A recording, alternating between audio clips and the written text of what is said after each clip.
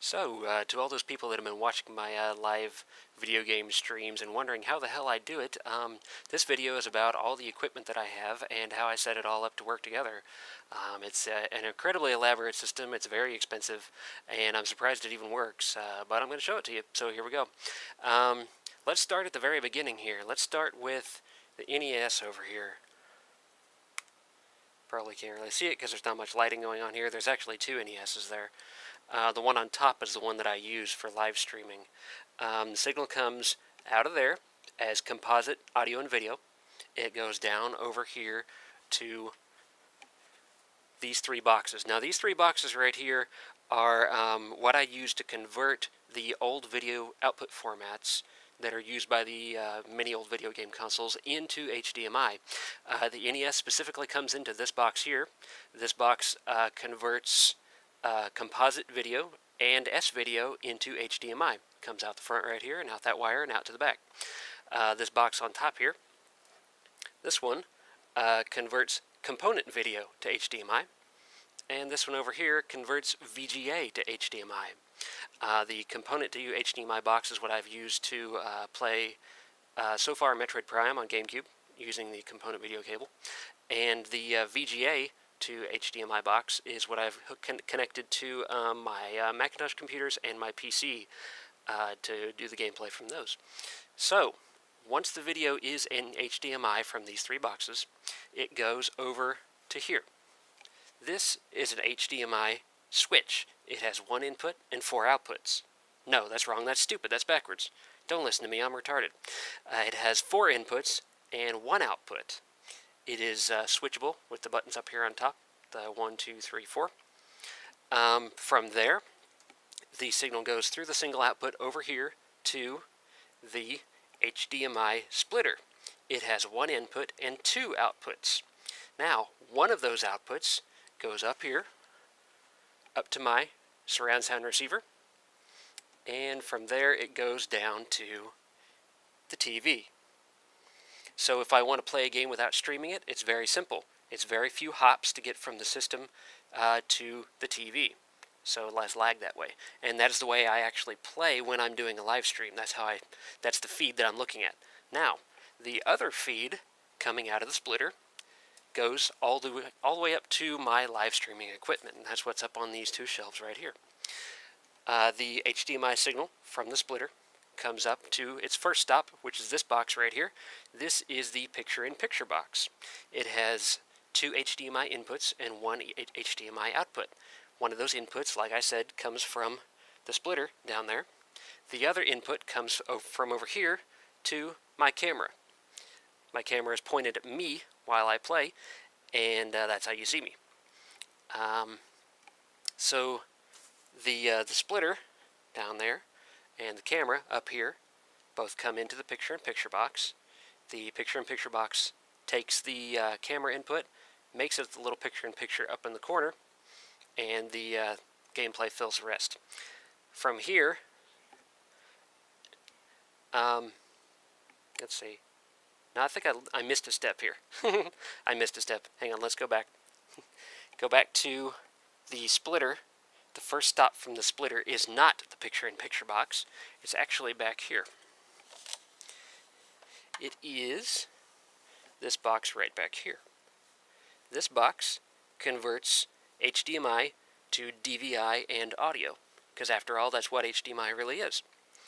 So from that input, the DVI output goes through this cable, all the way down and around. It goes into this box. This box converts it back from DVI and audio back into HDMI.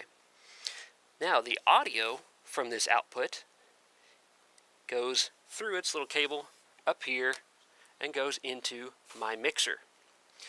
My mixer has three inputs for audio. As you can see, got to 1, 2, 3. One of those inputs is, of course, the input that came from below. So at this point, it is the pure game audio signal with nothing altered coming into this box, this mixer. The other, so that's plugged into, I believe, input number 2. Input number 3 is coming from the microphone. the microphone is on my headset. And from the headset, the microphone apparently needs some amplification. So what I'm using for that is the microphone normally plugs into this box right here. This box here is a digital audio recorder, and I'm using it for a very expensive preamp. Microphone is unplugged right now because I'm using it. The microphone goes into there, it is amplified by this, and it goes out through this audio cable up to input number 3 on the mixer. Now once the game audio is in input 2, and the microphone is in input 3, then I can adjust the audio levels, and this is very important for you to be able to hear me whenever I'm playing. Depending on the game and the system, the output volume could be different. So I use the knobs and the sliders on this thing to screw with the volume until I think I've gotten it to a good mix where you can still hear the gameplay, but you can also still hear me. There's a lot of switches extra on this mixer that I don't know exactly what they do, and there's a lot of extra buttons and knobs too, and I'm not sure what they do either, but it works for my purposes. So, once the adulterated audio signal comes out of the mixer, like I said, it goes down here to the DVI and audio box, which spits out HDMI. Now at that point, the signal has in it just the gameplay video, and it has the altered audio, which contains the lower game audio and the addition of the microphone audio. Now, the HDMI output from that box then comes over here to the picture-in-picture box, which I already explained. The picture-in-picture box then adds the camera signal to it and spits out HDMI, and that goes down to here. This is the recording box. This is the box that I use to record at maximum quality, so that if while I'm streaming, the stream gets shitty, I can upload the file from this, which it puts onto this flash drive right here. I can upload that to YouTube instead of the shitty streaming quality. Now, from the recording box, it has one HDMI input and one HDMI output. The output from that goes into this box right here. And that was kind of tricky to see because it's kind of buried up in there. That is my live streaming box. It has one HDMI input, and it has an Ethernet connection there in the back. You can see it there. It's that white cable sticking out. What this box does is it takes the HDMI input that is coming in, and it sends that straight to YouTube. So that's how I do my streaming. So, I believe that is it. That is all my boxes. That's how they're all hooked up. Total cost for all this shit, I really don't want to think about it. And I know it's quite expensive, easily over $1,000, easily. I know that just in the video conversion boxes is well over $500. So, did I originally set out... Turn this back on to me here. Did I originally set out to buy all this shit? Did I sit down and plan this and say, okay, this is how it's all going to get hooked up? Not even remotely, not even close. What I originally started with was an HD PVR rocket. Actually, no, that's not true. What I originally started with was an HD PVR2. What that is a box that plugs into the USB port of a computer, and it has an HDMI input, and it takes that signal and does the recording and streaming to YouTube in that one box. Now, you may be wondering, why did I not just go with that? Well, it turns out I don't have a computer that's fast enough to run that box. So, I realized that I could either spend a bunch of money upgrading a computer, or I could spend a little bit of money, and I could get some dedicated hardware that would do it perfectly every time. And so that's what I did. The very first thing that I bought was the HD PVR rocket, like I said.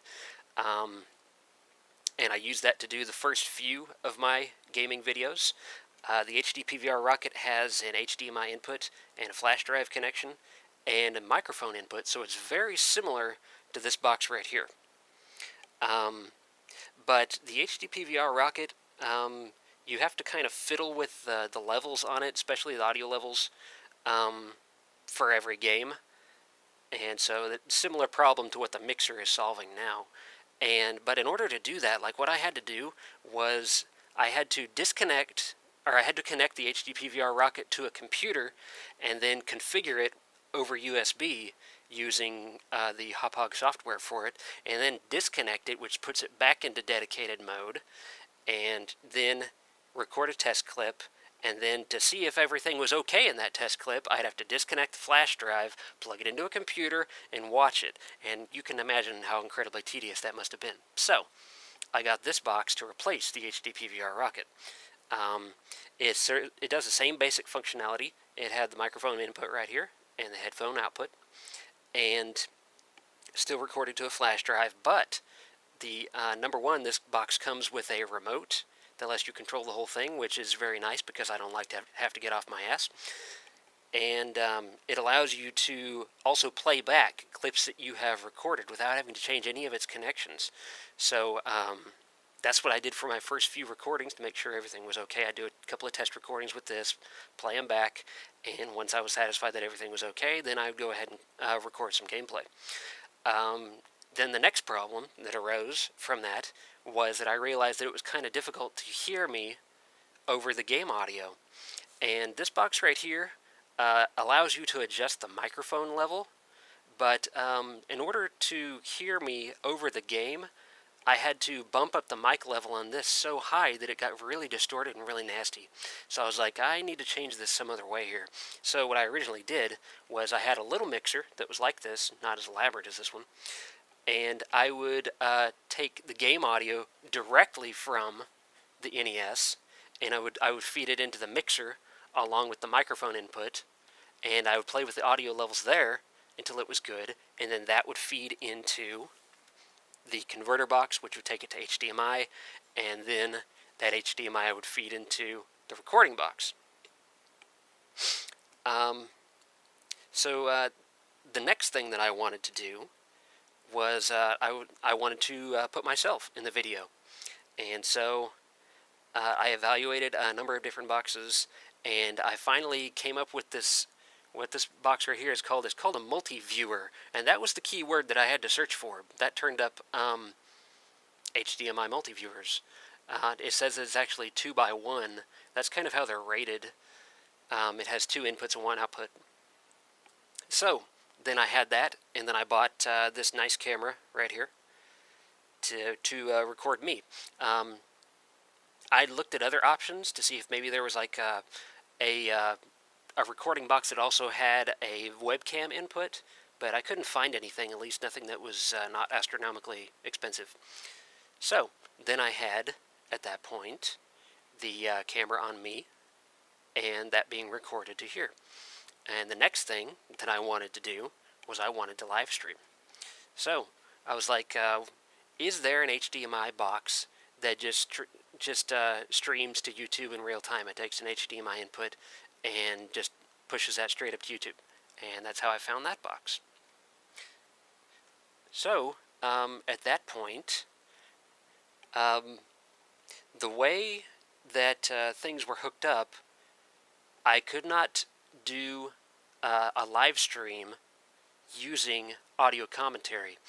And that was because of how I'd had them hooked up, how I'd had everything hooked up. If a signal was coming from a game console like the NES that was already analog, then like I said, I had it feeding into the mixer, and then I could do the commentary like that, and it just feeds all the way through the entire system. But if it was HDMI already, then there was no analog that I could add the microphone into. So that's when I came to the conclusion of these 2 boxes back there. So that's exactly what they do. They, like I said, they give me that temporary analog right there to feed into the mixer so that I can put the microphone into it and adjust the game level. That means that I now have the capability to record commentary and live stream any HDMI source. That means that in the future I will also be able to do stuff like PS3 and Xbox games, and if I ever get them, PS4 and Xbox One, as well as Wii U, of course. So, that was that portion, and then I decided that my mixer wasn't quite up to snuff. I didn't like how things were sounding out of it, and I had it hooked up kind of in a nasty way. Like I was actually using the headphone out to go out to the rest of the system, and that made the audio sound kind of like crackly, kind of overloaded, and I didn't like that. And so I got this mixer, which also gives me the ability to monitor the audio levels visually. That's what these strips of LEDs are that are next to each channel, the one right there and the one right there, and of course the one over here that I don't use. And then also the pair of output, left and right stereo. So that way I can look at them visually as the audio is coming in, and I don't have to rely on my own ears to be able to tell whether or not the audio levels are correct, because that's human error right there. Whereas with these levels, it becomes digital. So, I think that is my entire system. It's not pretty, and it is elaborate, and it is expensive, but it does work. And I can use it to live stream just about anything I have. I do have quite a bit of stuff. See how much of it you can catch in just this cursory little glance through here. I've also got a couple of NES games. So, I believe that's the end of this video, and thanks for watching. And if you have any other questions about my system, how it's all set up and how it works, or what the model numbers for all this stuff is, and what even the costs for all this stuff is, leave something in the comments, and I'll get back to you. So that's the end of this video, and thanks for watching, and see you on the next stream.